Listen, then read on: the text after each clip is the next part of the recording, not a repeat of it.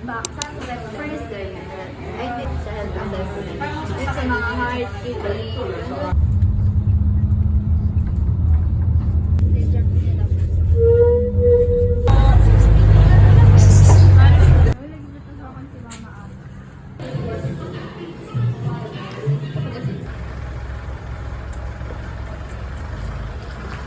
So, nandito kami sa local kids. Tapos, nagpipicture ako kay Harry.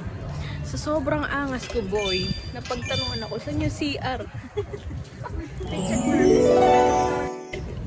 Ayaw pa nila umuwi, guys. 9 na, guys. 2 hours pa yung ano namin. Okay.